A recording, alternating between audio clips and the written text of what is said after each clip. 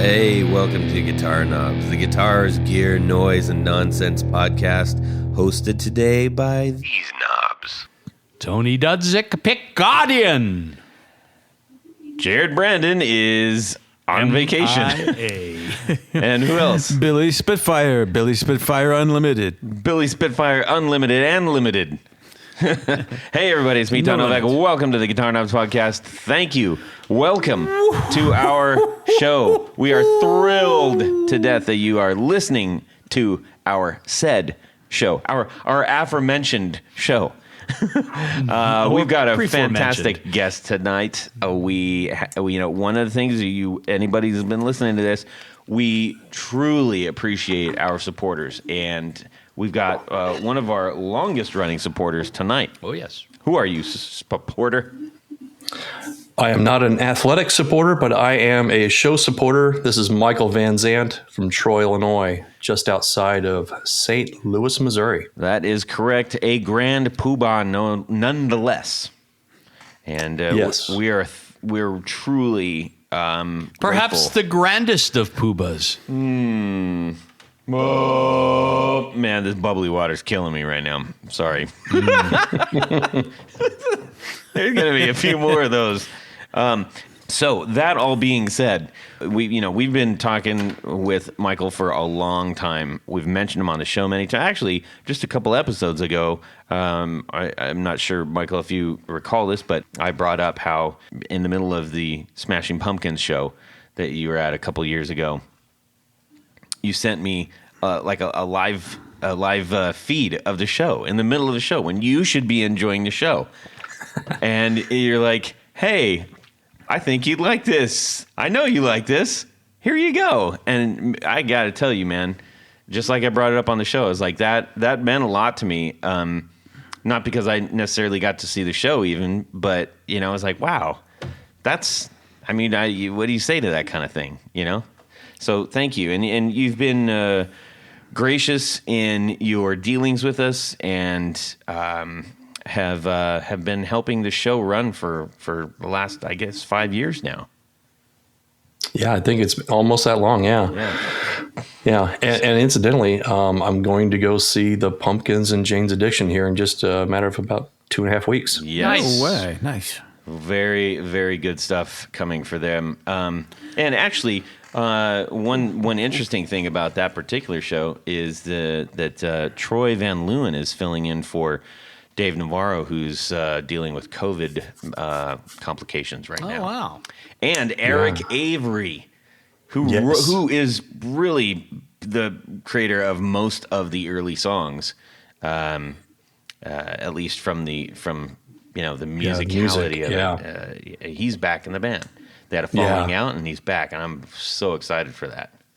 Yeah, I was excited to hear that too. And I mean, Chris Chaney's no slouch, but to have Eric back is going to be pretty amazing. And Troy is a fantastic musician. He a similar experience. When I saw Queens of the Stone Age, I was like second row and right in front of Troy all night. It was pretty amazing to watch. You gotta be. Yeah, he's awesome. Do what you can to get up there and on this stuff. I mean, we are I think similarly musically minded, something like that. Was that the right way to say that, Tony? Let's go with that. Let's go with that. Yeah. So same thing. Like we could probably go show for show and be like, yep. So yeah, probably so. I appreciate you being out there and being a brother from another mother out in the seats watching the shows. Can we clear something up right out of the gate? Yes. Are you related to Little Steven? Oh my gosh, is that what? I was waiting for someone to pick up on that. Did he go for like Ronnie or something? Ronnie, like that? Donnie, Johnny. Yeah. Mickey. Let's put it this way. I wouldn't be surprised if I am, but I haven't seen any checks yet. No run-ins at family reunions, so I'll go with it. Okay. So we'll call you quasi-related. There Right. you go. Okay. We just happen to spell the last name slightly different. That's all. Well, that's good because that throws people off a little. Yeah. So they're not banging on your door asking for autographs. All right, let's get on with this nonsense. We've got a great show ahead. We're going to find out all the things behind Mr. Michael and just talk about some cool guitar stuff. Right, Billy? Yes. Yes. I love guitars. Do we have any announcements? We do. Let's get on with that. We need to thank Rode Mics for providing our audio equipment. We've got a couple of fantastic microphones and a fantastic Rode Caster Pro, which is our big device that is making this happen. So thank you so much to Rode for making that cool stuff. Not let alone providing it, but just making this. Yeah, it's cool stuff. And they've got some new upgraded Who knows stuff. what kind of garbage we'd be recording off of right now? I remember. Yes, I take that back. I know what kind of garbage we were. All right. So I also had another one that I wanted to bring up. Please do. Well, we get a lot of things sent into us. I love when we get feedback on our shows. And this is from our friend Stuart George out in Wales. Wales.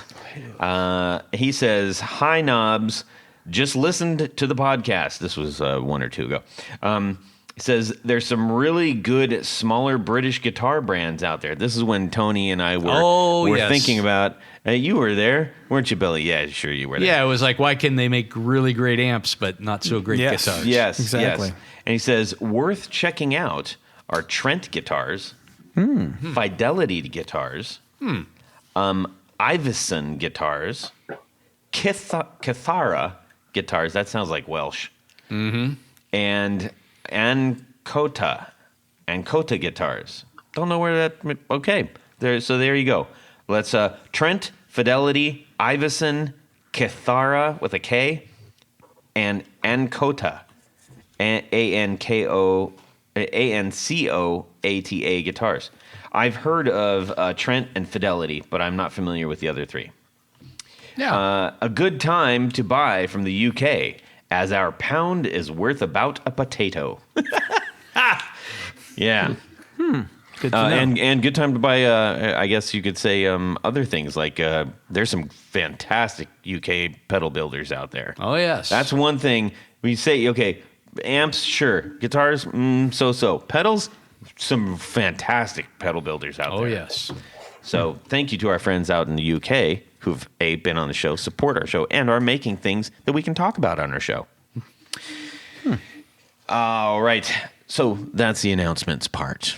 Let's get on with just like dudes talking about stuff. What's going on in our music world this week, Tony? Well, we're going to start with you. Are we? We are, and then we're going to check in with our friend Michael But we Vanzandt. never start with me. I know. I thought it may be a nice change of pace. Wow, I feel really, really good about that now. Well, Todd, this week I actually put together another one of my Chinese finds from my good friends at DHgate.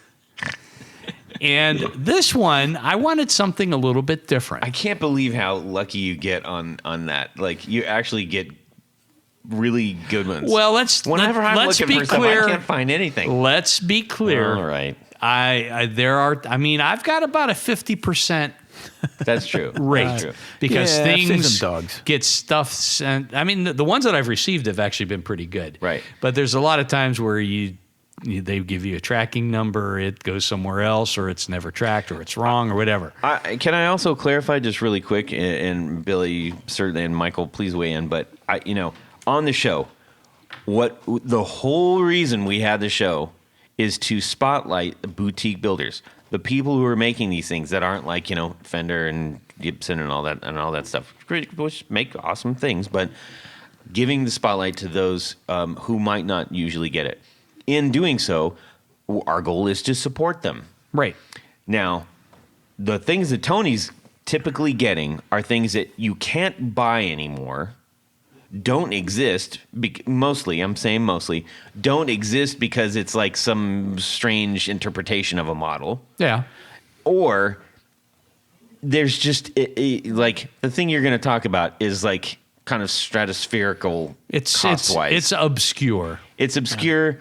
It's very expensive, Yes. and there's only very few made of them. Correct.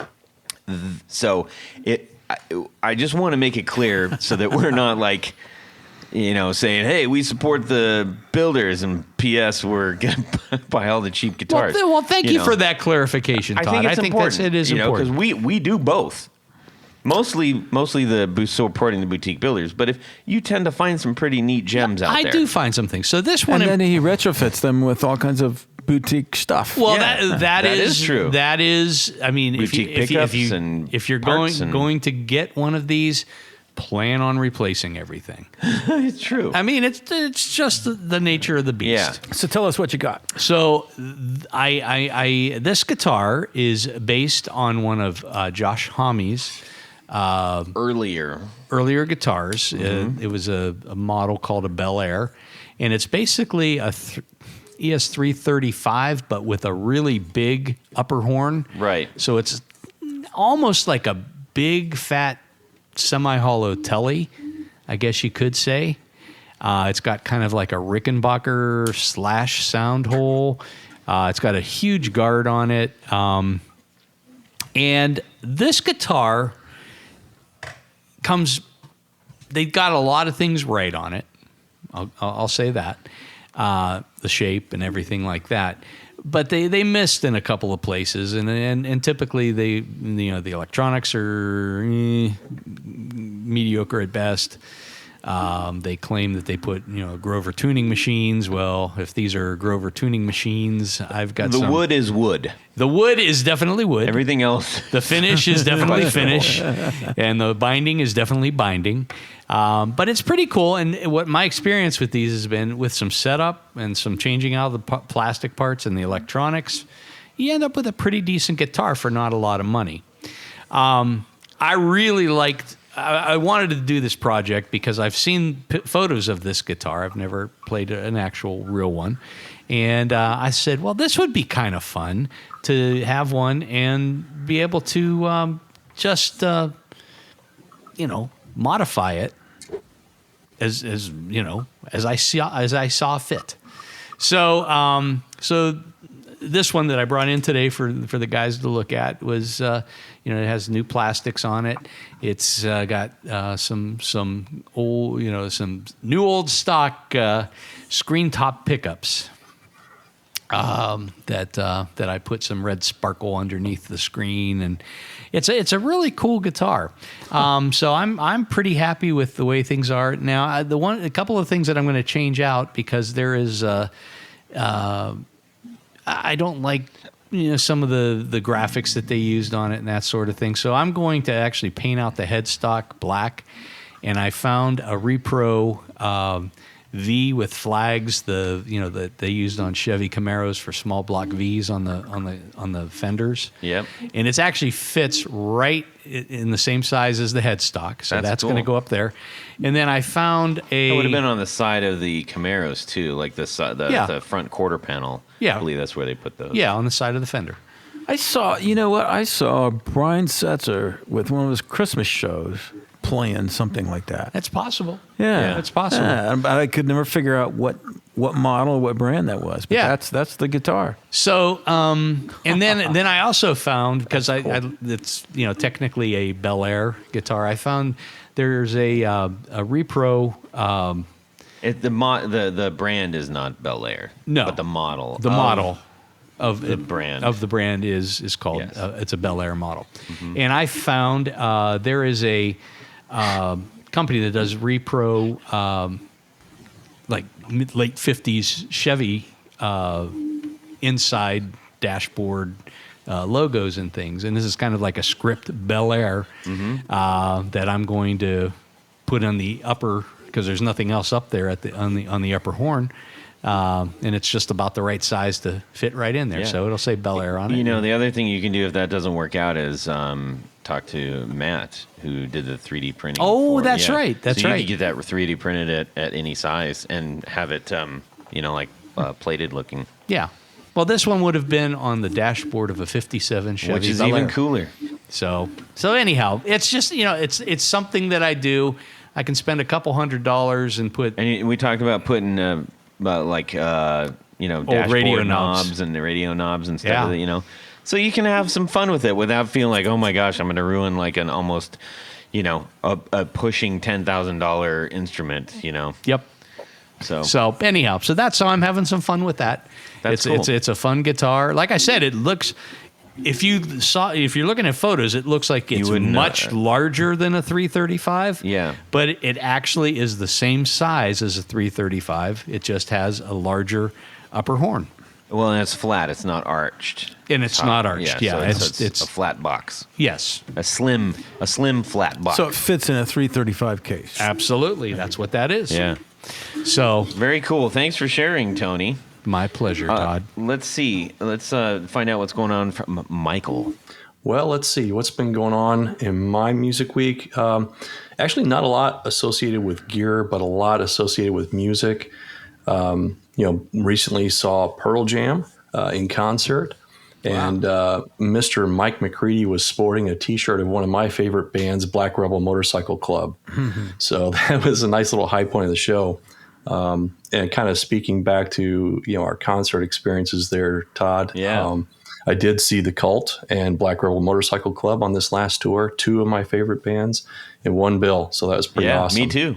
Well, you knew that though. That's why you said that. Yeah, exactly. Yeah, they were great.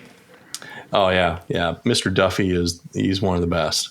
But I have been exploring around with, I picked up an HX Stomp recently. And so recently I have been starting to dive into that, and I'm figuring out where it works best. I'm predominantly a bass player, so there's a lot of it in there that is not for bass.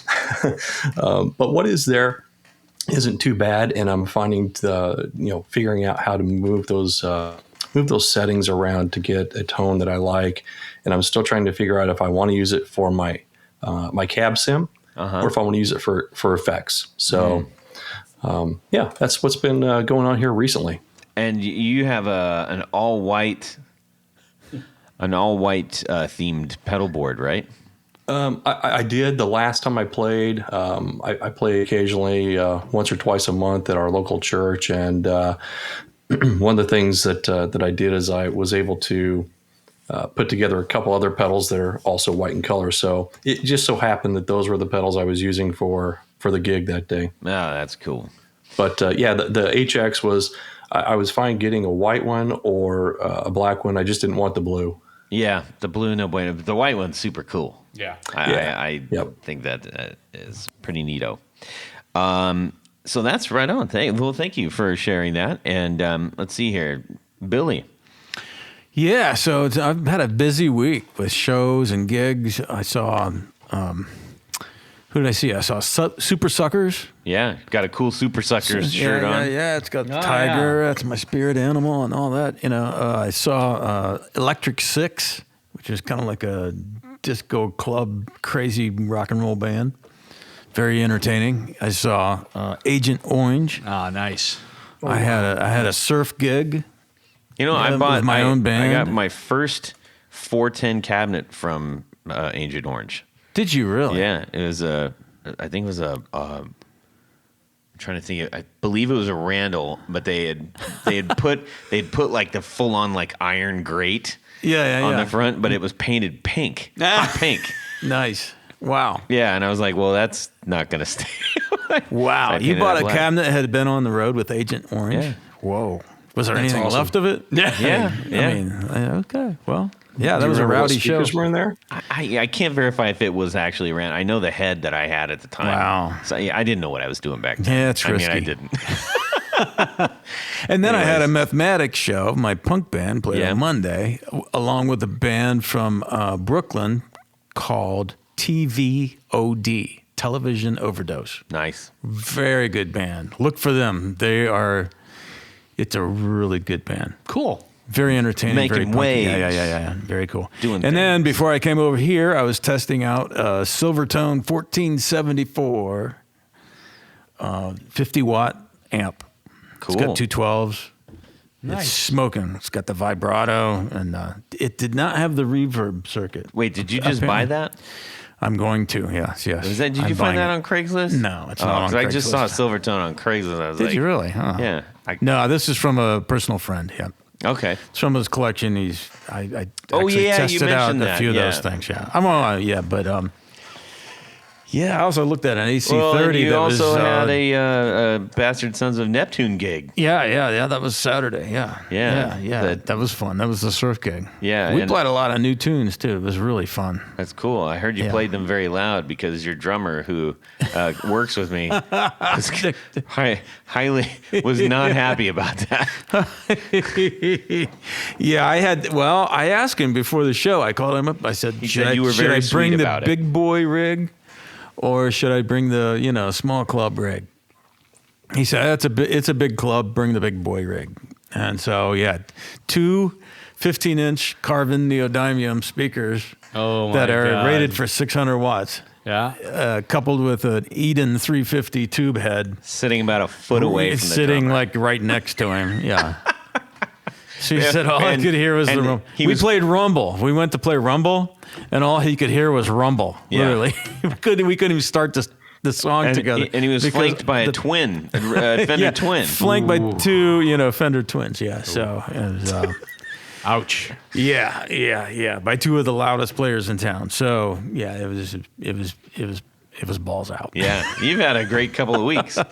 And thank you for Yes. coming to both of my shows. I really appreciate that. Yeah, absolutely. Oh, yeah. And the week before, wow. Yeah. We saw Valentino's. We saw Soraya, who was a rising Band out of pop Philly. song, Yeah. rock song on the pop charts. Yeah. Yeah. They're on Joan Jett's Good album. stuff. Yeah. Or record label. Yeah. Anyways, cool. Well, for me, What about speaking you, of- Todd? Well, we're talking. There's a whole lot of music talk going on right now. Actual music talk. Haley and the Crushers, I saw them too. Yeah, Oh my God. They were on our. We shared the bill with them. They were super fun. Yeah. So let's see here. I actually yesterday just finished up recording. I think was that yesterday. I think that was yesterday. Yeah, that was yesterday. Finished up recording our latest set of tracks, and I was putting on just a couple of extra, tracks and nuances on these, and it was kind of fun because we recorded the bass, the foundation tracks on the Marshall, which I did a little Instagram reel of, sharing out like why we're using certain mics and all that stuff. It was kind of fun. But for this one to kind of sit kind of on top of that a little bit and just give it more dimension, we actually used his 65 Bassman dimed. It was loud out there, but I was in the control room playing. So Nice. and I complemented that at times, either with the I really need. Will somebody please tell me how to say this? The seriatone,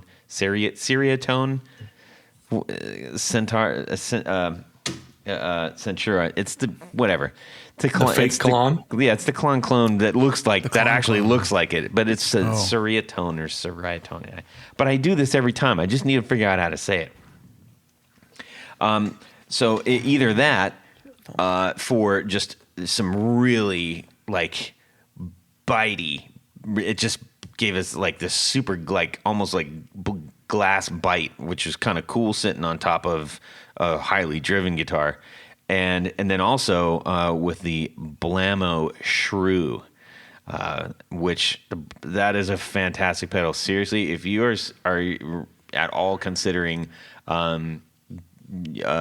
expanding on your own Rat collection in any way, shape, or form, or if you've never had a Rat and maybe just want to try something slightly different, it's a great pedal, very versatile, and I mean that thing is. He put a lot. We had him on the show before, Blammo Electronics, and one thing that he kind of his flag in the sand is my pedals have to be quiet, like really, really, really low noise floor, and with something that's driving that hard, especially through a dimed amp, that was really important. And even John was like, "Man, that thing is really quiet." So we got all the sounds we needed and tried. We had a whole bunch of pedals on the floor. It was kind of fun. Anyways, so that was, I had a nice couple of, at least last week. We're just talking about this last week. That's a good feeling. Yeah, it was great. So now it's on to mixing and mastering, and Oh, but man, just the playback on it, I got goosebumps. I recorded it. I played it for the rest of the band and my kids, and my arm hair was standing straight up because that's all I have left. So you guys have some good songs, and they perform them live spectacularly. Thank you. I mean, it was really Thank you. good. I appreciate that. Dead on. All right. We got to get on to our 4 on the floor. But first, Tony. So, Todd, you mentioned earlier that you were recording in the studio. Yes. And you mentioned that you had a whole bevy of pedals on the floor. Yes. How did you connect all those pedals together? Well, I used patch cables, specifically Tour Gear Design patch cables. Because the patch cable of the professionals. Possibly. Because of their various lengths and orientations. And flatness. So the C-shape one. Yes. Going from top to top. Top to top. Top pedal jack to top pedal jack. Or the S-shape. So going from a top pedal to or from a side jack. Very clever. Very clever design. And it didn't break the bank either. Really? And you don't have to break the bank. You can go to tourgeardesigns.com, load up your cart, because you're gonna. Yeah, Trust me, absolutely. when you get there, you're going to be like, I need a bunch of these. Yes. Then when you are able to do the coupon code, put in the guitar knobs, all one word, and you're going to save 10% on your order. 10%. 10%. They're going to ship from the nice folks up in Canada, Tour Gear Designs. We want to say a huge thank you to Tour Gear Designs for sponsoring our 4 on the floor. Billy, why don't you give us... Belt it. You got vocal lessons. Do it. Okay. Go. Ready? Go. Let me get a little of this. Let me get a little of this. Let me get a little of this. Oh, this is great. Yeah, I'll do. Okay, I'll do a new technique. I was learning. Bring it Scream in. it. Let me get a little bit of this. 1, 2, 3. 4 on the floor. All right, Michael Vanzandt, Grand Poohbah. Tell us your 4 on the floor. Okay, this one took quite a bit of thought here because, I'm a collector. I have a lot of pedals. I like pedals. I like the gear. So it's like, ooh, shiny object. I'll take that. Mm-hmm. So, first I have to have a pedal that's going to really set the tone, and that could come in the form of an amp in a box or something along those times. And here recently, I've been using a pedal that was custom made, believe it or not, for me. I am one of only, I believe, 3 people that have this pedal. It's from a local builder here in St. Louis, and I don't even think he's building pedals anymore. Oh. It's called the Model A. It's Honest Pedals, Model A, and it is essentially an Ampeg in a box, and it's more of the classic flip-top Ampeg. But it can drive. You can start getting some of that classic Ampeg tone, a little bit of breakup with it, and I use that just really as my set the tone, my always on pedal. Nice. And incidentally, in the past, I was using the Barefoot Blueberry Bass Overdrive, which is kind of the same thing, but that one was designed to be more of an SVT style amp, and I love that pedal. I still have it, and I'll still go back to it every now and again. But that Honest Model A that's really been there for quite a while now. Next, I love fuzz. Billy, you said that the tiger is your spirit animal. Well, fuzz is mine. Do you find that it's difficult to with bass to get a fuzz that doesn't make it sound the same every time? Yeah, I do, and that's why I have so many different fuzz pedals, and why I always keep trying different ones. I'll use different pedals with different gear, different basses. If I know I'm going to use a particular amp, I'll redo a pedal board just for that show or that purpose, I should say. And so I'll run the gamut from big muffs. I got a lot of different variants of big muffs. But the one that is one of my absolute favorite pedals is the low Super Fuzz from Aisha. Yes. I have that one too. Okay, yeah. And that is a big, big pedal. And I don't mean, it sounds like a behemoth. Yeah. Yep. It small footprint. And I've got one of the custom art ones. Got in touch with her, and she let me pick one that they did. And man, is it a fantastic pedal! Kind of have to rein it in, with bass too. I've got on guitar as well. Yeah, you can probably blow out your speakers if you're not careful. Yeah, and that speaks to that. Because she's also a bassist, she keeps that in mind. And when she's building these pedals, and, we talked about this one as we were going back and forth about, and that was one of my main first questions. How does it work with bass? And, it was a gimme. It works fantastic with bass, but it is huge. So I do have to rein it in. And I use it sparingly. I'm not always on with the fuzz, for the kind of stuff that I play out is much more, even keel type of music.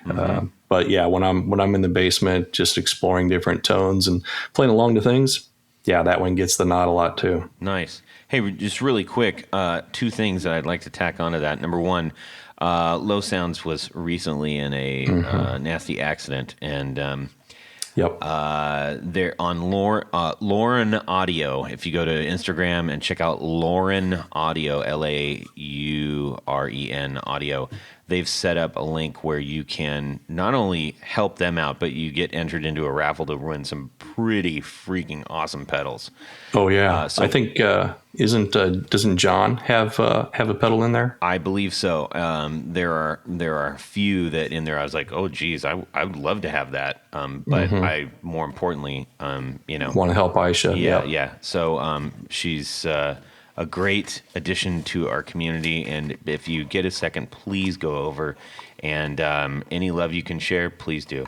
The other thing I wanted to mention was in as a collector and in search of pedals specifically for bass, often made by bass players. Red Noise in Atlanta is actually, he's a bass player, and he's the one that makes the Stone Blender, which is a variable fuzz. It's like 5 fuzzes kind of in one. But what's really interesting is his fuzz. He was on, oh gosh, Tony, can you look that up while I'm talking? His particular pedal, which he makes them all by hand in his garage, and they sound fantastic. Every single person that I've let borrow that pedal has been really blown away by it. And that's called the Stone Bender? The Stone Blender. Yeah, and but he does a variety of other ones, and he's a very experimental noise bass player, and a really, really great guy. And I just bring that up because as a bass player to another bass player, he might say, "Oh wow, actually, I could, maybe you guys could work together on something." I don't know. I'm putting things out there that may or may not work in the universe, but wherever I can hook somebody up, I try to. But really cool stuff that he does out there. Yeah, and that's the thing. That's one of the things I love about the show is that you discover these builders this way, as opposed to going out and buying something, just the standard off the shelf fuzz pedal from a large builder, large company. So, and I like the fact that the custom builders will find different variants of fuzz pedals. Not everything is a fuzz face. Not everything's a big muff. Right. So yeah. Oh, I remember what the thing is about the Stone Blender.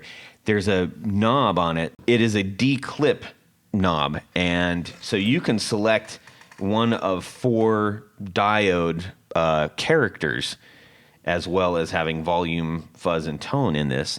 And they all light up with different color LEDs. It's really, it's a fun pedal. But then there's a declip, which is so you can keep the character and the sound and the tone and of that particular diode selection, but not have to be stuck with, I guess, for lack of better terms, well, it's the clip.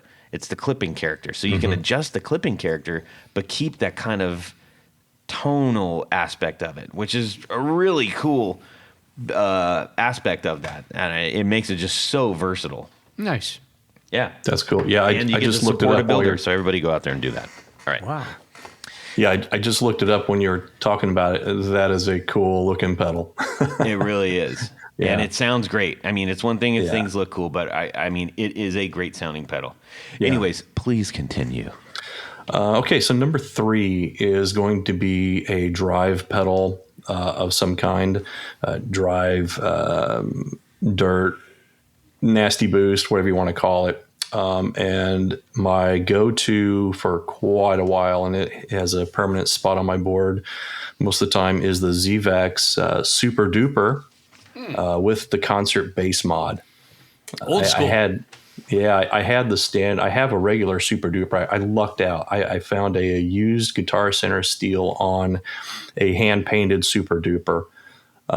So that one's going to stay in the drawer forever. But then when I saw them doing the concert bass mod, and obviously it's based off of it's based off of the Sun concert bass amp. And so doing the concert bass mod, they market that pedal for bassists and maybe some Doom players, people who are playing in loner tunings. But I absolutely love that pedal. It's awesome. Nice. An honorable mention, just a couple of episodes ago, you had someone mentioning the Looking Glass pedal by Shu. I've got one of those, and it was on my board for a while. Really? I really like that pedal too. Yeah. I've got a ton of pedals that were made and designed for guitarists, but I use them on my bass, and I find a way to make them work.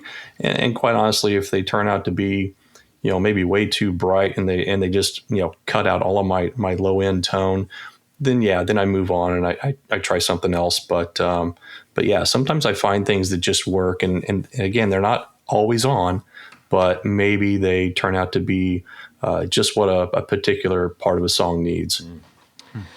Very cool indeed. I will say within that realm, my bass player, I turned him on to the Dr. No Colossus, which is great with bass, and it has a octave,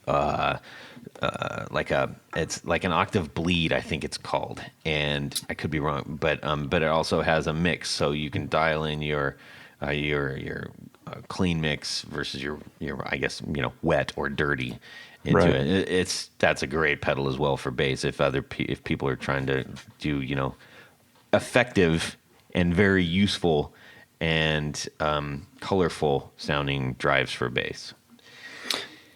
I would love to get some Dr. No gear.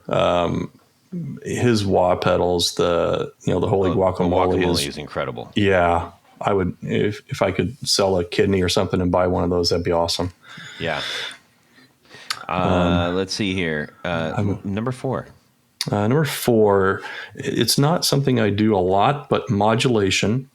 I use it sparingly, and man, I was really torn. I do have the Red House Heatwave Trem from Mike, and I love that pedal, but I have to go with one of my earliest pedals that I ever bought, and that has been on my board before in its original form and now in its new mini pedal form, and that is the Small Stone Phase Shifter. I think Tony, you were kind of ripping on it a few episodes back, but exactly. Yeah. Yep, exactly for that reason. And believe it or not, going back to my early days, we actually used that sound to introduce a song. We used that excessive whooshing noise for a song. But for bass, again, it's subtlety. So it's not like anything over the top, and I can turn up the rate on that thing and almost use it a little bit like a tremolo. So that's typically how I'll use that, and that's how I was using it until I got the heat wave. And now if I really want to use trem, I'll use the heat wave. But given the history that I've had with that phase shifter, that occupies a spot on my 4 on the floor. Fantastic, man. Sweet. That's a great 4 on the floor. Relate. Yeah. Now what about utility pedals? Do those count as 4 or not? Yeah, go ahead and throw one in. Compression. One of bass player's best friends is a comp. And so I've got the Keeley bassist comp that I've been using. and for a while. But I've used a few different comps. But here's one of the things that I don't know if many people do is that I actually run my comp at the end of my chain. I had been using it at the front of the chain to really just tighten the tone, so I could get it nice and tight for some of the pedals I would use, like if I'm putting fuzz at the front or if I used a wah. But I actually really have now found that I like it at the end of the chain because I'm getting the tone that I want out of the pedals as it goes through the chain, and then the comp just simply funnels it down and then sends it to the mix. Mm-hmm. Nice. You use a limiter too? Nope. No limiter. Okay. You got the touch. You got the magic touch on the fingers. That's for yeah. Limiters for kids, right? Yeah.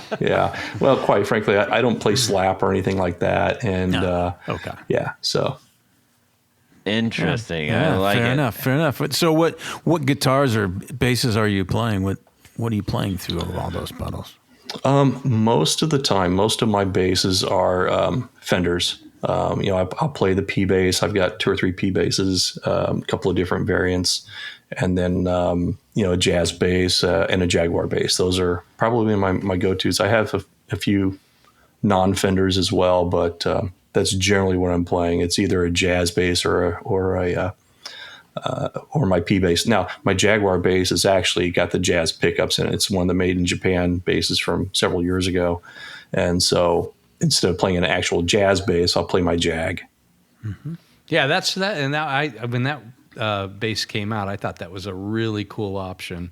And especially with the, by putting the jazz bass pickups in it, I guess they could have gone away the way of doing, like a more of a traditional, Jaguar style pickup with just 4 pull pieces, but does it have PJ or just 2 jazz? The new ones do. Jazz. Oh, okay. Yeah. Okay. Cool. Yeah, the Jaguar basses that you find now are PJs, but this is from the early 2000s. Yep. Gotcha. Mine's a burst model. They do come stock with a pre in them, so if I wanted to put the battery in there, I could play it active, but I play it passive. Oh, cool. Very cool. I dig it. Very cool, man. Yeah. All right. Well, thank you so much for sharing your 4 on the floor and all those other things. We just kind of rolled into the bass, which is cool. And Billy also plays bass, so he naturally wants to know all that good stuff. Yeah. Oh, absolutely. Yeah. Bassists unite. Well, hey, talking about that, maybe you'd like to share with the rest of the people out there who might be bassists and even rolling into guitars, like, what is some of the gear that you have found that have been sort of like your go-to weapons, or your even super secret ones that you don't necessarily drag out all the time, but you're like, this is the thing? Yeah. What I thought was going to be a secret weapon has actually turned out to be something that I did not bond with at all, and that's a Rickenbacker or Rickenbacker or Backer is correct. Backer is correct. I know. I did that for you, Tony. But yeah, I bought a Rick, and I spent I don't know how many hours with it. And the only thing I didn't do was connect the Ricka sound. I didn't really have a way of doing that. So, and I just tried all kinds of different configurations. I tried it through different amps, through different pedals, and man, for some reason it just didn't bond with me. And I was partially disappointed because I really, really wanted to play a Rick. And I will say that there's a lot of people, very few people. I mean, Geddy Lee is probably the only well-known bass player that jumps back and forth between Ricks and jazz basses and that sort of thing. But it's almost like 2 different camps, and definitely 2 different sounds, because a Rick, generally speaking, is much brighter than just about any other bass out there, I would say. I mean, yeah. Well, depending on how you play it, though. Well, I mean, it can be. I just call the sound clanky. because it has that clank of the you can cool hear looking. the frets clanking against the strings. But then you also have there's also a nice low rumble to the tone too. So it's like this. It's like both. It's like this rumble and a clank. And I think that speaks to the rig that you're playing it through too, because I'm not playing it through a large cab. I'm not playing it through a 15-inch sub on it. So maybe the way the rest of my gear just kind of kept it from really shining. But I've seen other musicians play rigs, and man, they sound great. And I'm like, all right, cool, let's try it. So it was more the sound than the playability, and that you didn't bond with. Yeah, it was mostly the sound. Playability, I was looking at getting rid of the pickup cover and getting one of those concave thumb rests to put in there. Mm-hmm. But since I just didn't really bond with the guitar and it just didn't give me the tone that I was looking for, I'm not gonna spend anything else on it. I want to use it to trade for something else. Fair enough. Well, I think that's, because there will always be somebody that wants, a nice Rick bass, and if you can get something that you want more than that, then they're so expensive. Well, I got lucky in buying mine. I really did. It's one of the walnut basses with the maple neck. Yeah, I love a maple neck on a guitar. That gives me the feels. So yeah.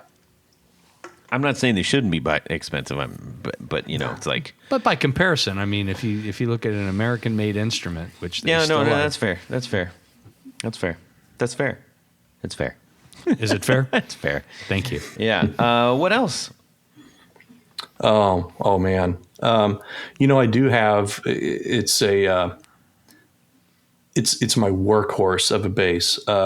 Several years ago, after I had quit playing for a while and then started back up, I didn't have hardly any gear left. I hadn't saved anything. And so whenever I went out to buy a bass, I just went to my local music shop, and I'm like, all right, here's how much I'm going to spend. What do you got?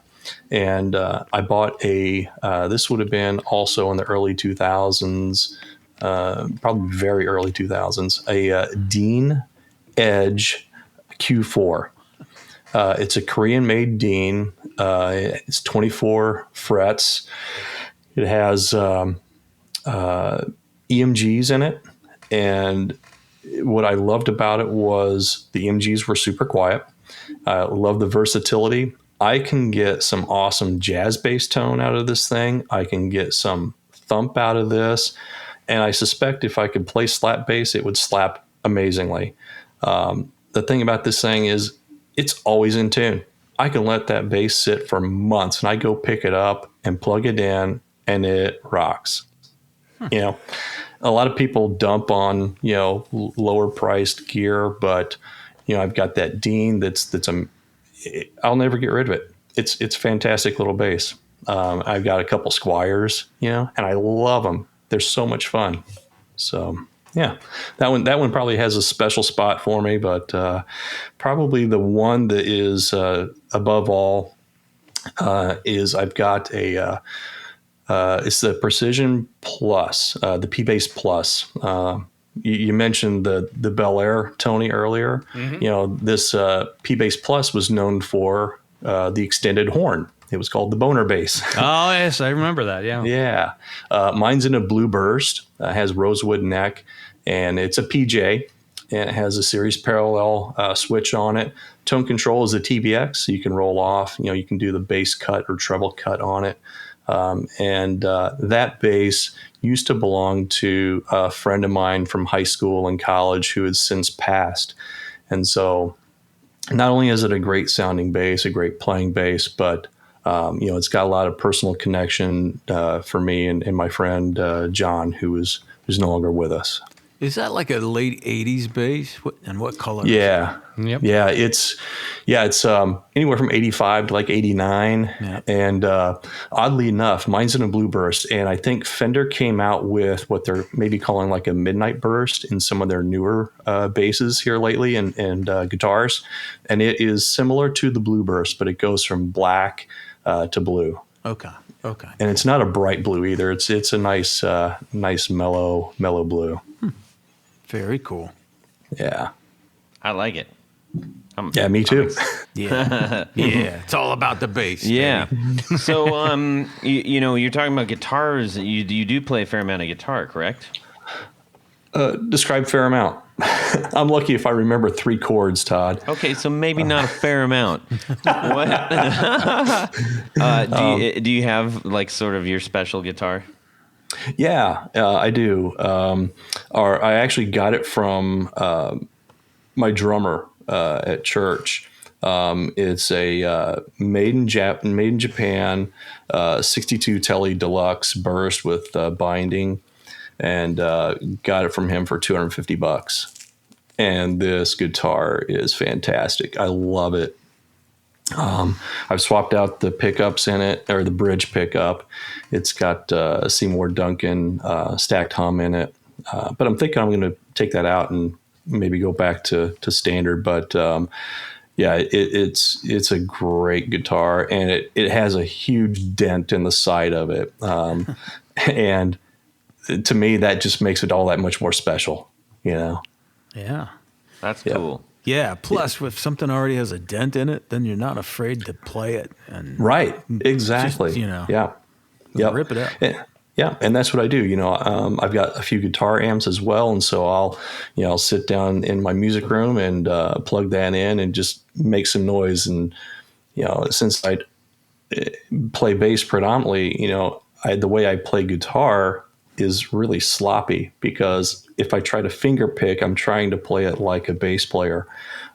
So I force myself to use a pick. I've actually been forcing myself to play more with a pick on bass as well. But on bass, I can do either. I can play finger style or pick. But yeah, with guitar, I'm purposely trying to to learn to play with a pick better. The finger picking is it's a little bit too much for me.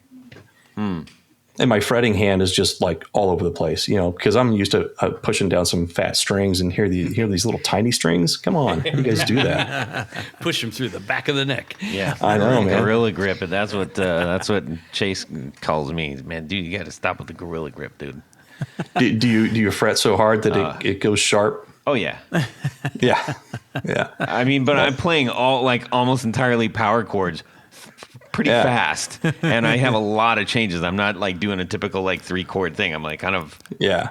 Plus Todd has some pretty sizable muscles on his arms, so Yes. So Michael, when you started playing bass, did you start by just finger style, or did you start using the pick?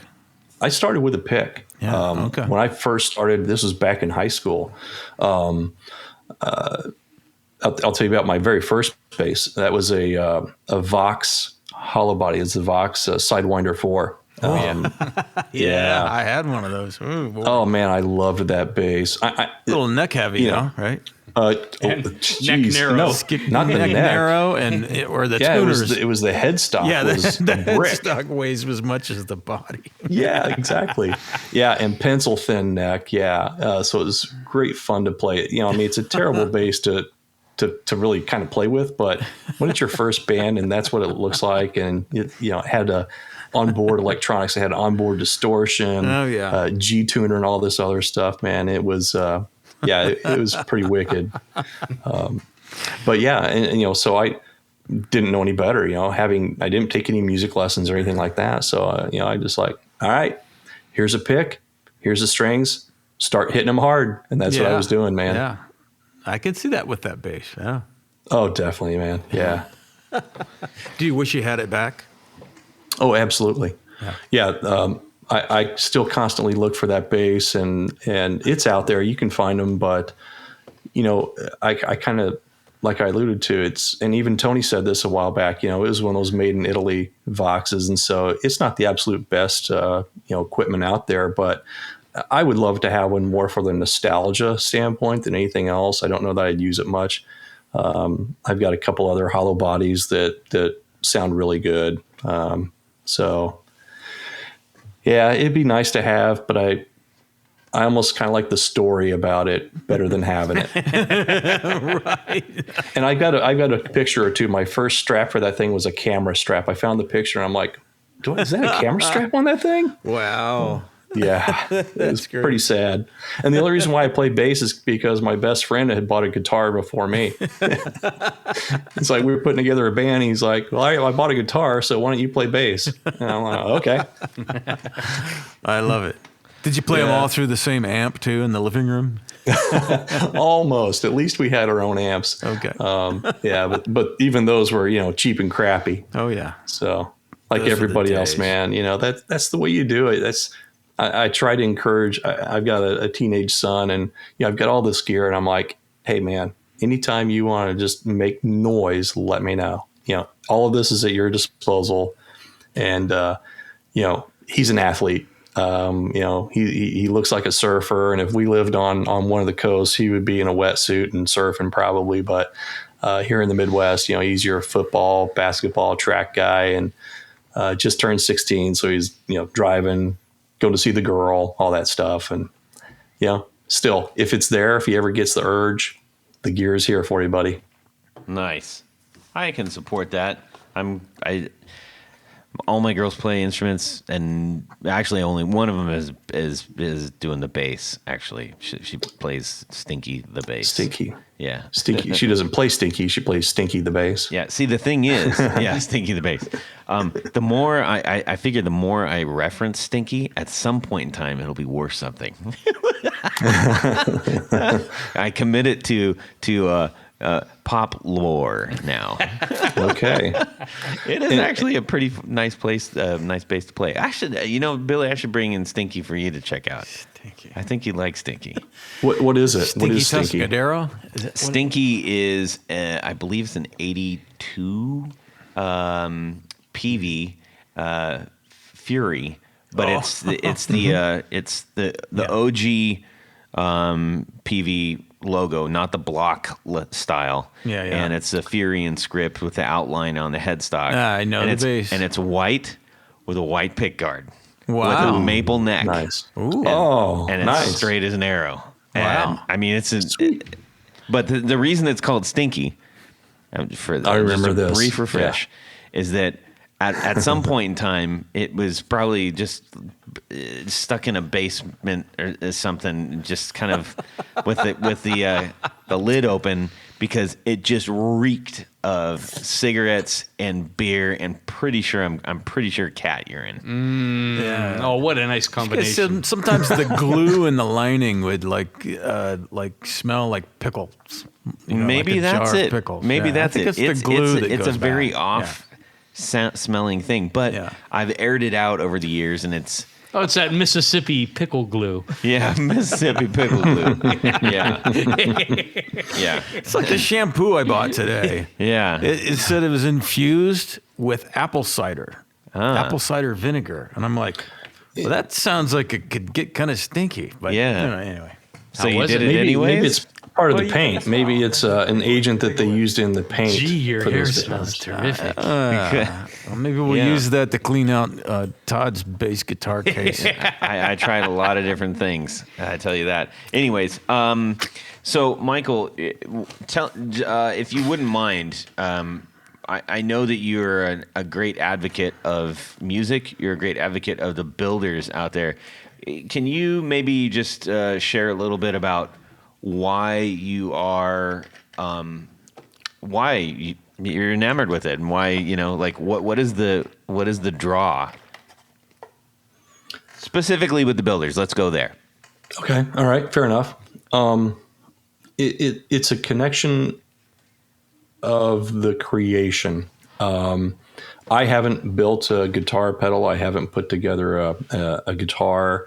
Haven't built an amp. I've taken stuff apart to see how they work, and I swapped speakers and amps and things like that. But to build these pedals, the creativity that goes into it, in my opinion, that's an art in itself.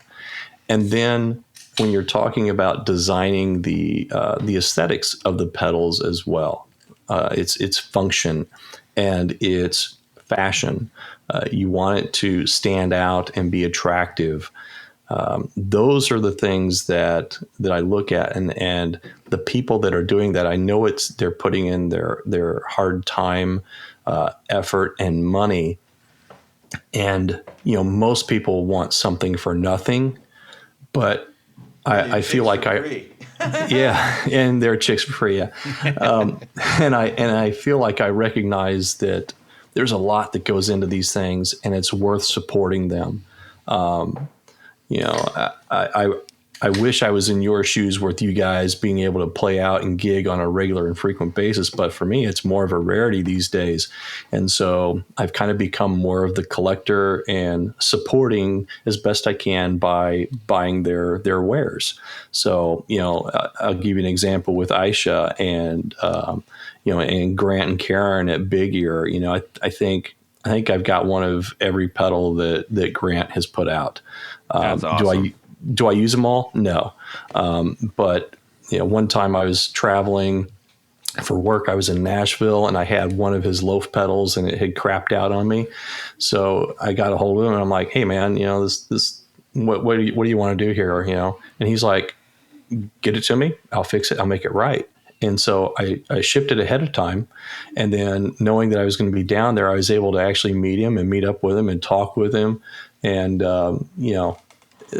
it really demonstrates how genuine and real these builders, these people are that put so much effort into it that I feel compelled to help out. And that's another reason why I'm a Patreon, why I'm a supporter of the show. Early on, the idea of your show, Todd, really connected with me, because I really did think that if you were in St. Louis, I could be doing this with you. That kind I of agree. Thing. And so, that's kind of what drives me to help support the show and builders and try and contribute back to the community as best I can. Awesome. Well, that's very well put. And if you do ever make it out this way, I know that you will look us up. So. Oh, absolutely. Yeah. So far as Cincinnati is about as far as I've gotten over into. Oh no, you know what? We were in Columbus and did the whole Columbus Zoo and all that good stuff. Yeah. I was introduced to Cincinnati, Ohio chili earlier on in my life, and that's a love-hate relationship. Yes. People love to hate it. It's got some chocolate. It's got chocolate. Cinnamon. Chocolate and cinnamon. Yeah. It might as well be a dessert. Is it a dessert? Maybe. Is it a spaghetti? What is it? You serve it on spaghetti. It's Cincinnati chili. Pasta, antipasta. What is it? Yeah. It's the gift that keeps on giving. Well, Michael, I do. I'm going to ask if you have any before we let you go, because I know you have you got a lot of gear, and I know that you are choiceful with that gear. If I'm gonna give you a chance, heaven forbid anything happened, but if you had to run out of your house, oh my gosh, to maybe to board a flight to move to Tahiti for free, because that happens to some people, and you had to grab a guitar and a pedal, what would you grab? And you can mix it. That doesn't have to be bass. Anything. Yes. Yeah, it's going to be a bass. I'll grab a bass. It would be the P Bass Plus. That would be the first one that I would go to. Again, has a lot to do with the instrument that it is and the rest of it and the story that goes with it. So that would definitely, because you have to leave everything behind. Yeah, it would hurt. It would that would be really bad. But I would grab that bass. And what pedal? What pedal? Man, what pedal? I love fuzz so much, so I would probably grab. I have a Black Russian. I would probably grab Aisha's pedal. Yes, good choice. Yeah, that probably would. Yeah, I mean, you could go with a more variable pedal, like, I could grab the Stomp and play all this other stuff, but you went sentimental. But Yeah. I mean, I think that's what most of us would probably end up doing, assuming we have a sentimental tie to some of the gear, which that's kind of what this is all about. And not all about, but a lot about, I will say. Yeah. It may start out as a utility thing. I need a thing to make a sound. But the more you get into this, the more you actually start to get find attachments and make those connections with the builders and things like that. Yeah. So do I get to grab an amp too? Sure. All right. I've got an AC-15. It's one of the UK models. It's the TBX2. So I'm going to grab my AC-15. What does that stand for, the TBX2? It's got twin 10s in it. Oh. Ooh. Yeah. Right now I've got 2 Celestian Golds in it. And whoa. Yeah. Nice. It pretty cool. Yeah. Yeah. It pushes. The TB, I think, does the TB stand for top boost? It may have, but it doesn't have a top boost channel. Oh, it doesn't. At least I don't think so. I'd have to run downstairs and look. Does it have a tone cut potentiometer on it? Now you're going to make me look it up online or something. That's all right. The UK ones usually did have the cut that people don't understand. I was looking at an AC-30. Yeah. From the 70s, Dallas Arbiter. Yeah. Mm-hmm. But all hand wired. It was all hand wired, but this was the era where it was a kind of a hybrid. It's got it's got a PCB on it. This is Marshall was actually building them at this time, I think it was. So it's got a PCB along with it for all the controls, but then everything else is tube. Cool, man. Cool. It's pretty cool. Yeah. Well, it has been a joy talking with you, Michael. If you're running out of the house, is the AC-30 lighter than the AC, or is the AC-15 lighter than an AC-30? Well, with 2 speakers, it's going to be about the same. Okay. Yeah. Okay. Yeah. You mean running slow from the house? Okay. Yeah. Yeah. That's not. You might miss your airplane amp. to the island. I don't know. Yeah. Okay. No doubt. I'm gonna have to take Maybe a that's cargo. what he's Sorry, trying I to just had do. to go back and revisit. I was thinking. I was just picturing this in my head. Yes. As you're running out the door. Okay. Well, Michael, I stand by my former statement, which is it has still been a joy talking with you. We want to keep talking. Yeah. Come on. Yeah. Well, I'm good. Let's do it. No, it's about the conversation. All the time it tends to be more conversational and you relate things to a more personal level. So again, that's one of the reasons why I gravitated to the show to begin with and why I've stuck with it for so long. Thank you, man. Nice. That means a lot. Yeah. It truly Well, that's does. kind of the goal is to, just a bunch of guys sitting around talking about guitars and gear. Yep. And that's It's every time that my best friend and I are together, it's what we're doing. We're talking about gear, probably 90% of the time, and the other 10% it's about either bourbon or beer. Well, and that's you heard why when Billy got pulled on, it was like I don't know how much of that story you got, but we were at the local guitar show. Tony and I were talking, and we're watching Billy kind of run around and pop up here and there, and then he comes, hey man, I just got this really cool bass. But hey, Billy, in my head, Billy is Otto from the Simpsons. Otto Man. Yeah, man. Hey dude, check out this bass I got. Check it out. It's okay looking, but it plays good. And anyways, so we were talking about that, and then he kind of skipped away, and then he comes back with another, hey, check out this one. This out. Yeah. You thought that was cool. Look at this. So I said, Tony, I'm like, he needs to be on the show, right? And Tony's like, yeah, I think so. And He's one of us. yeah, he totally is. And outside of just whatever guitar shows or whatever, it's like, I've shared the stage with him several times. I watch him. He watches me. If we're seeing each other, we're talking about gear.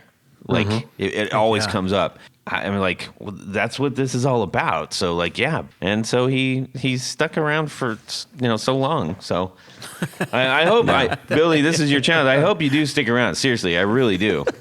Please don't leave. Yeah.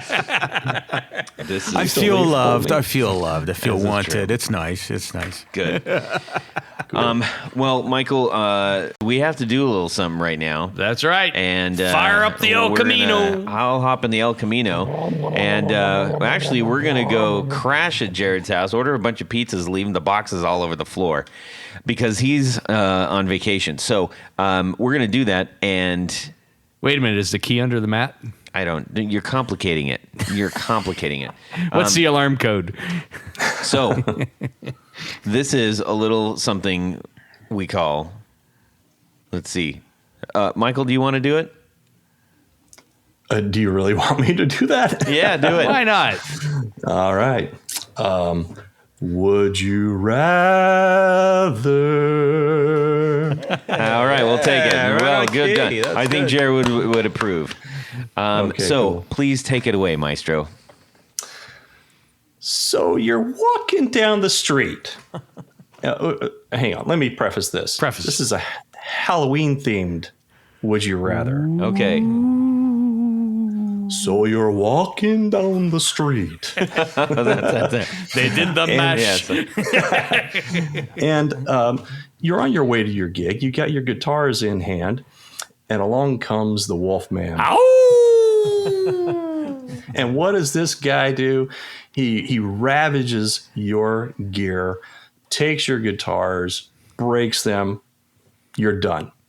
Now you're left with, what am I going to do? What am I going to do? So along comes Dr. Frankenstein. Frankenstein. Oh, Frankenstein. Sorry. The kind doctor says, I can make you a guitar with extra parts, spare parts, as would Dr. Frankenstein do. Yes. And Abnormal parts?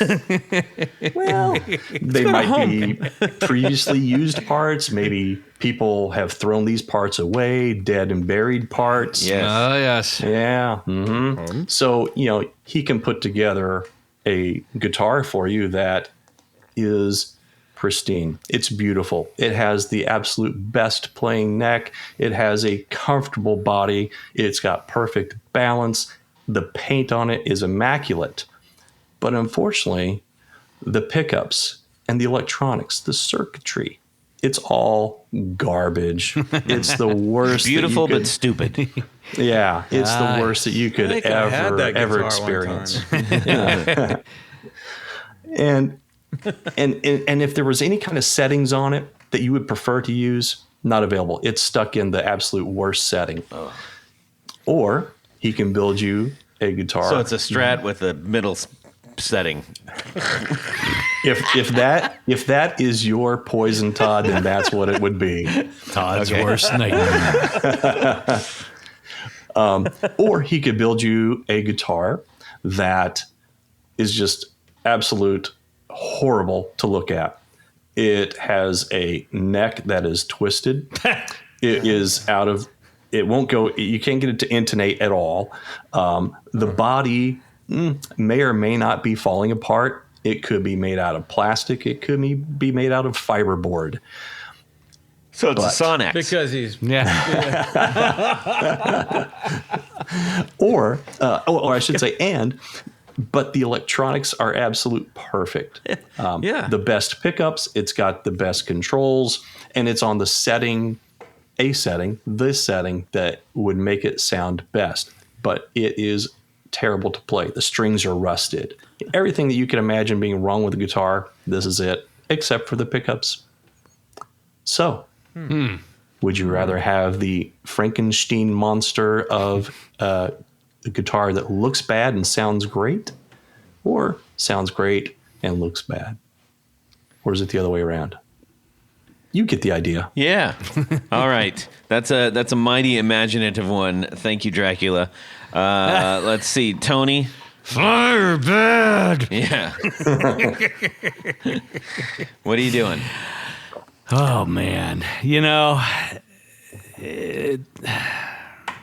I think I'm going to have to go with the one that has the great neck and the great body, but, it's sounding like a doo-doo is probably not great either. But on They're both doo-doo. That's the conundrum. But if it's not playing in tune, the neck is warped. I mean, I'm just gonna take my chances and the nice body and the nice neck, and live with the settings where they are, and hopefully correct some things on the amp. That's what I'm going with. All right, Billy. Who? Well, I'm a neck man. I do like a good guitar with a good neck.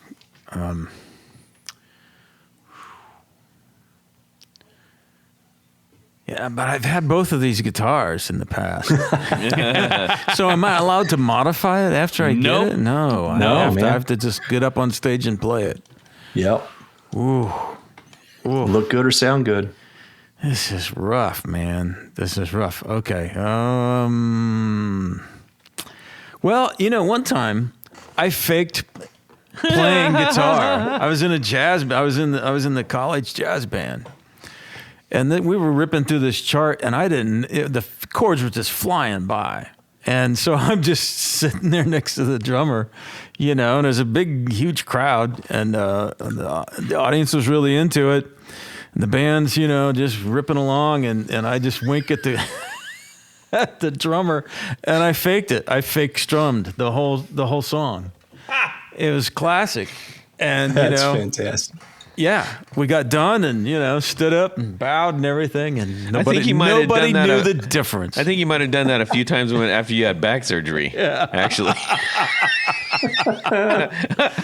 Quite possibly. So. Yeah, the show must go on. But you know what? If it feels good, I'm gonna go with the functional guitar, but terrible pickups. Okay. All right. Michael, how about yourself? Yeah, I feel where you guys are coming from on this, but I'm not used to looking good. So I'm actually going to go with the one that has the tone that sounds good. Even though it might be a bear to play and it may be, just super ugly, I want it to sound good, because if you're going to be heard, sometimes that's better than being seen. Although,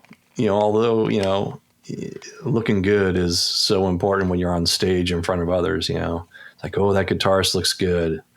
Oh, but he sounds like doo-doo. He sounds terrible. Yeah. I think I still want to be the guy that sounds good. Yeah. So yeah. Tone's important to me, man. This is so it hard. Really is. Tone is important to me. I'll take the tone. All right, Todd. Okay, my knee-jerk reaction is to fit the guitar to what I do, which is look good, sound okay. Well, the choice is obvious. But here is the thing. Beauty is in the eye of the beholder. When I'm playing, the thing that will mess me up the most, like honestly, is if I feel like it doesn't sound right, and like that it gets into your head. If you're like something's off, then you're going something's off, and you're not, and you lose attention, and you're not in the moment, and I hate that. Yeah. So, and knowing is like, if I have good tone, I can make it go, right? And so I'm going with that, especially, crank it up, get the good tone, and John swears that I'm never intonated anyway, so it kind of doesn't matter. That was a fun one. Yeah, I like it. Nice theme, nice Halloween-y theme. That's kind of cool. Yes. We need to thank a few people. That's right, Todd, because at this point of the show, Tanya, there is a special group of people that we love to thank. That is correct. These are our executive producers. Now, you might be wondering, what is an executive producer? Well, an executive producer makes this show possible. How do you become one? Very simple. Head over to patreon.com/the Guitar Knobs. Check out a couple different levels in which you can participate. Become a patron, a sponsor of this podcast. And each level comes with some really lovely thank you gifts. But as an executive producer, there's one thing more. Michael, what is that? You get to have your name read on the thing. That's right, your name read on the thing, and that's what I'm going to do right now. So special thanks to these executive producers. Moon Guitars, Vader in Pedals, John Halverson, Rick Calhoun, Trevor Gunberg, Elad Mizrahi, Mike D, Richard Kendall, Mark Garton, Matt Hart, James White, Justin Jones, Anthony Gemalero, Bill Gola Guitars, John Esterly, Anthony Lathrop, Stefan Lamb, Michael Senchuk, Ken Sayers, Doug Christ, Darren Gregory, Tom Brazen, Rusty Sneeden, Ralph Gottschalk, Don Kloss, Gregory Randall, Brett Hogarth, Eric Hemmer, Stuart George, Michael Furman, and Andrew DeHaan. Well, that sounds like... But wait, Todd, there's one thing more, because we have a special group of executive producers. These are our Grand Poohbahs. Yes. And these sponsors have a fez to wear upon their head. Michael, Yes. Are you wearing your fez? I have my fez on and my Guitar Knobs t-shirt. Nice. Yeah. Hey. Excellent. And also, it's worth mentioning, at the penthouse floor with the infinity pool, it's come to my attention we have a rather permanent resident there now who's moved in. Who? Well, it's Billy. And so we said, okay, fine, Billy. And we gave him an orange kimono. So you can, at least be... Well, at least he's covering up. Yes. Be prudent, Billy. Yes. Yes, indeed. It's the party. It's the party. So special all about thanks the party. to these Grand Poohbahs. Tommy Manasco, Ricardo Higuereta, David Kaminga, Brandon Wild Big Ups, Hex Matos, Michio Murakishi, Bob Crouch, Jack Cadian, Sam Jett, Tyler Rhines, LSJ Music Company, John Williams, James Pennington, Adam Johnson, Steve Keys, Cody Foster, Science of Sound, Brian Robinson, Jonathan Jerusik, Corey Nigro, Tim Nowak, Jonathan Daly, Martin Cliff, Sean S. Eddie Serratos, David Poe, Billy Spitfire, and we have a new Grand Poohbah this week. Yes, indeed. Kevin B. Yes. Oh, wait a minute, but there's one more. I think that's all of them. No, I think there might be one more. Michael Vanzandt. That's right. How could I forget? Hey. Aw. Thank you so much. Long, thank you guys. long Yeah. friendship we've had over the internets and through the guitar waves. So we need to say a huge, and again, a very, very special thanks to Michael. And by the way, Michael, is there any place that you'd like to send people on your behalf or to yourself? Sure. I'm not overly active on the socials, but I do like to, follow and support, the aforementioned builders, bands, artists. And so you'll find me reposting. I'll also post maybe what I'm listening to that day, some photos from a concert that I've been to. So you can follow me on Instagram and Twitter at S as in Sam 360 bassist. That's S360 bassist. Right on. And Tanya, how about yourself? Well, just head over to pickguardian.com, check out some of the things that I do. But by and large, what I do is custom work. So shoot me an email. Let me know what you need, what you're trying to do. I'll take good care of you. Pickguardian.com. Stand out in a crowd Yes. with Pick Guardian. It's true. You know what? That's true. That's what I'm doing. I mean, That's what you do. Billy, trademark. how about yourself? Yeah, Billy Spitfire on Facebook and Instagram, as well as Billy Spitfire Unlimited on Facebook. And The Bastard Sons of Neptune, Find Central Ohio Surf, and Mathematics. yes, it's on Spotify and elsewhere. Yeah, yeah. Spotify, yeah. Pandora, we're on All the iTunes, things. all the things. MySpace. But we're from Columbus. That's From true. Columbus, yep. You can shoot me a message on email, Todd@theguitarknobs.com. And you can also DM me on Instagram @GuitarKnobs. We would love to hear from you. Love to know what you think about the show. Any things that you're particularly connecting with or have questions about, please hit us up. Our doors are open. And also, please, if you get a chance and you want to rock out, go check out the Valentinos on all of the places that you can find cool music. And we need to say a big thanks to Michael for joining our show tonight. We really appreciate you having on the show and supporting us, Michael. Thank you, guys. I'm humbled by this, and also appreciate the show. Thank you. All right, everybody. Have a fantastic guitar weekend. Subscribe! Oh, yeah. Yep. Nice to meet you, Michael. And you. Oh, that was nice. Mint julep is not from around here. Yeah. Mint julep can only only be be made on a front Come here, boy. Belvedere. sucker. I said sucker. My God, I'm going deaf. That was unnerving. Okay. Well, I mean, I hope this doesn't sound like I'm sucking up to you guys, but one of the nice things about the show and your Suck up, format, Michael. Suck up. There's some dirt in this connection. It's a dirty connection. On a well-maintained sweat stain on the seersucker suit. That. No, Tony. No, Tony, the no, joke. no. The joke is over. Tony, But it's Tony? just starting. Can we back to your chair. Oh, All right. Todd. And his wife always makes him go to some like super hot beach that he doesn't like. And he gets very sweaty and hungry.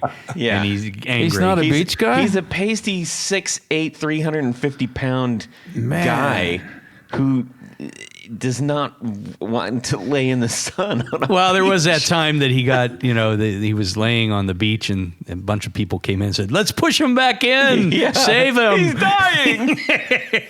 but don't they have pizza? I mean, you can get pizza on the beach, right? Yeah. Check.